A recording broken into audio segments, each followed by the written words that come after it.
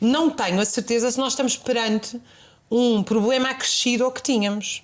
Porque, de facto, nós temos um aumento de contágios, mas não temos um aumento concomitante de casos graves ou de mortes. Significa que nós podemos, não estou a dizer que estamos, num caminho que é o de uma crescente imunidade de grupo. E não me parece que a alternativa seja voltar a confinar pessoas neste contexto. O que o Governo devia ter feito e não fez, e aí é um falhanço redondo, é a questão dos transportes, que toda a gente sabia. Quantas vezes é que nós aqui o dissemos? O problema nunca foi a praia ou o jardim. O problema são as cadeias de produção que nunca pararam. São os aglomerados populacionais que sempre existiram e são conhecidos, e nós não estamos a falar só dos bairros sociais, e estamos a falar da rotatividade do trabalho. Muitas destas pessoas não têm trabalho certo diariamente, nem trabalham sempre no mesmo sítio, e, portanto, isto não é uma cadeia de contágio que se possa facilmente seguir. Porquê é que eu chamei a atenção para isto?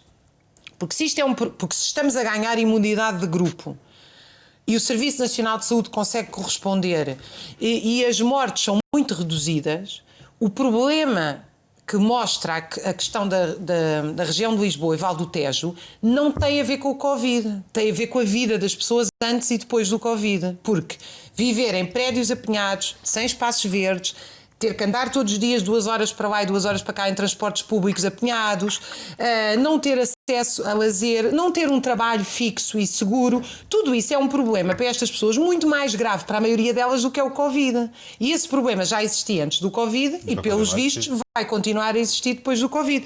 Portanto, a mim parece-me uma falsa questão. Nós estamos-nos aqui a centrar, de repente o país descobriu que a esmagadora maioria da população das cidades não vive bem. E já não vivia bem antes, e isso é que é preciso discutir, porque nós estamos sempre a falar de políticas preventivas. Bom, a primeira política preventiva fundamental é uma mudança estrutural no SNS baseada em carreiras. Isso não foi anunciado até agora. Portanto, a medida que o Governo continua a ter à mão é uma medida medieval, confinem-se em casa.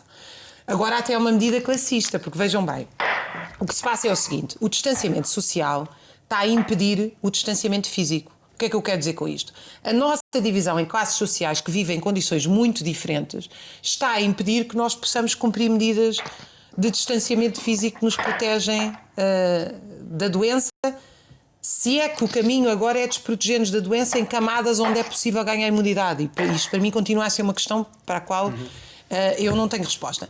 Mas a resposta do Governo, e essa para mim é que é inenarrável, quase tão má como a questão legal, porque a questão legal para mim está à cabeça, nós não podemos permitir isto numa democracia, é o Governo de dizer: sim senhor, os senhores podem ir 2 horas nos transportes e trabalhar todos os dias a uma empresa diferente e não ter segurança nenhuma, mas quando chegam a casa, recolham-se em casa.